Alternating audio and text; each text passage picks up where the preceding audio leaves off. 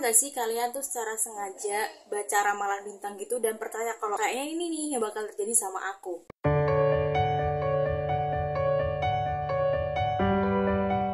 Hai teman-teman, apa kabar? Gimana kabar kalian? Masih sehat? Masih baik-baik aja? Di video kali ini aku mau bawain satu buku adalah Pembaca Bintang di Kedai Bulan Purnama. Buku ini aku beli di Pajar Merah, belum lama dan aku selesaiin dalam waktu yang sangat cepat.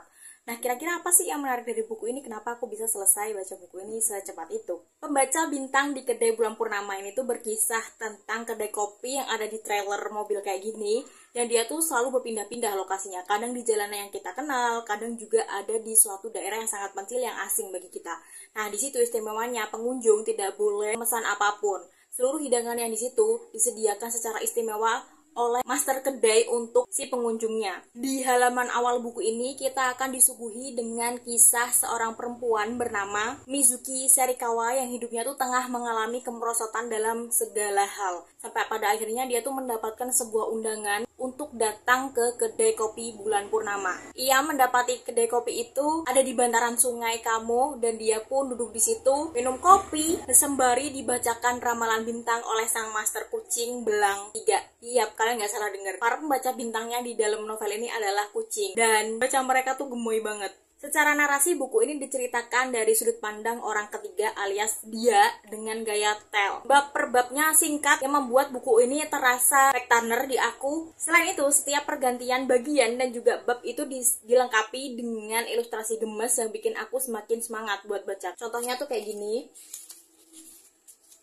Ini di bagian 1 ada gambar trailer dan juga bulannya, terus di babnya tuh ada kucing kayak yang berdiri kayak gini. Terus setiap ending babnya itu kita tuh mendapatkan ending yang bisa dibilang tanggung dan bikin kita pengen terus-terusan ngebalik apa yang bakalan si karakternya ini terima dari ramalan si kucing-kucing yang ada di sini. Apakah dia bisa menerima keadaan ataukah dia bakalan menolak? Aku nggak bakalan ngebahas alur dalam buku ini karena sejujurnya aku bingung. Kayak kumpulan cerpen tapi bukan cerpen karena di dalamnya tuh saling menyambung satu sama lain. Antara bagian 1, 2, 3 itu menyambung, hanya saja karakter utama dalam setiap bagian itu berbeda. Namun bagusnya mereka tuh masih punya keluhan-keluhan dan perasaan-perasaan yang sama, dimana mereka tuh tidak yakin dengan apa yang mereka lakukan sekarang ini dan mereka tuh sedang penuh dengan keraguan. Saat bagian berganti awalnya aku bingung jujur, ini kenapa kok tiba-tiba berganti seperti ini gitu kan.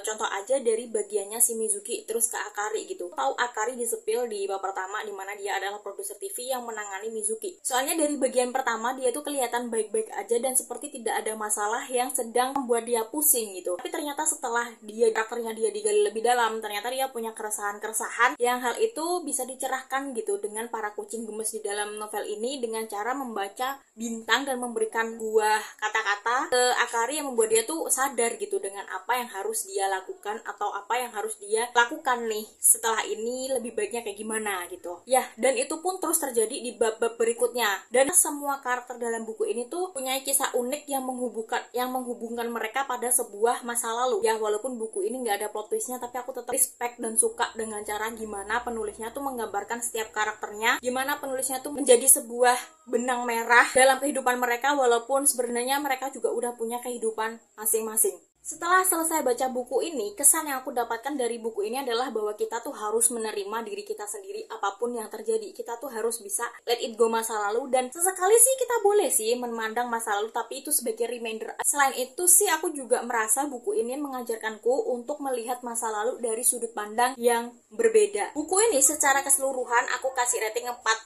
dari 5 bintang. Buat kalian yang udah baca buku ini, menurut kalian gimana sih bukunya dan pendapat kalian gimana sih soal bukunya? Tolong kasih tahu aku di kolom komentar di bawah. Sebelumnya sih aku udah pernah nge-review buku-buku lain. Kita ketemu di sana ya guys. Bye bye.